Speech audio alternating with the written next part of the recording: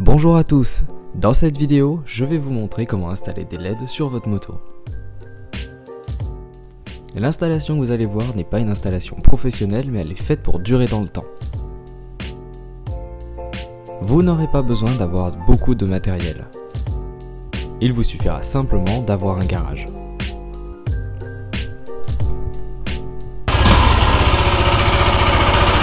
Marche arrière, poids lourd.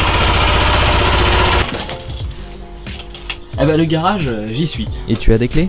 Des clés? Ouais, j'en ai par ici. Bon bah alors commence à tout démonter. Attends, tout démonter? Bah oui, les carénages, la batterie, on a du travail hein. Ouais, ça fait quand même démonter pas mal de choses.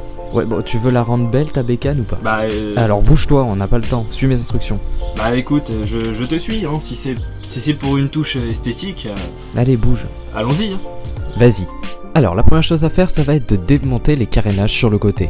Simplement avec la clé, on peut démonter celui de droite qui va nous donner accès à la batterie.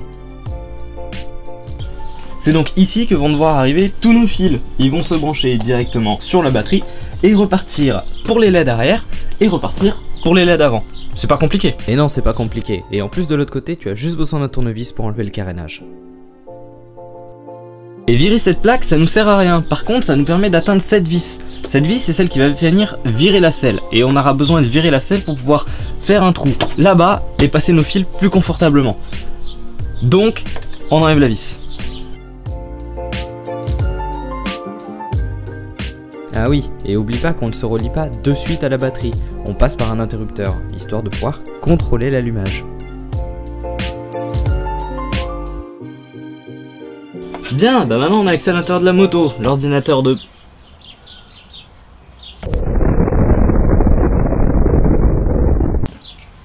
Et on a ici le garde-boue, et c'est là-dedans qu'on va percer pour pouvoir faire rentrer notre tube. Notre tube, t'es sérieux?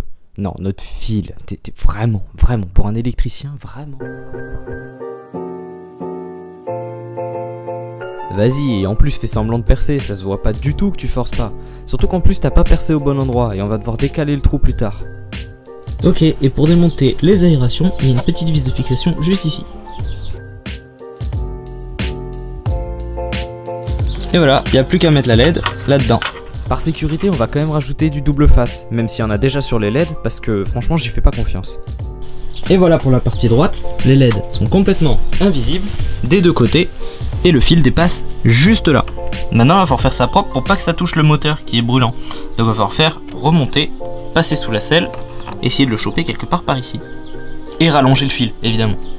On a donc la bande LED de derrière, la bande LED de droite, la bande LED de gauche, notre interrupteur qui arrivera là, et notre batterie. Et justement, notre interrupteur, on va le placer dans la protection en faisant un petit trou avec une fraise. Il est parfaitement étanche et discret.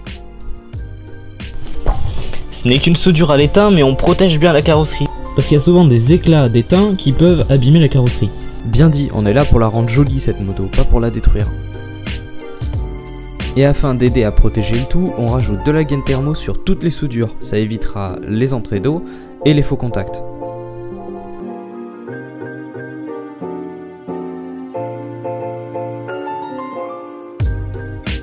On fait passer les fils comme on peut le long de la moto et on n'hésite pas à les accrocher avec des riselants.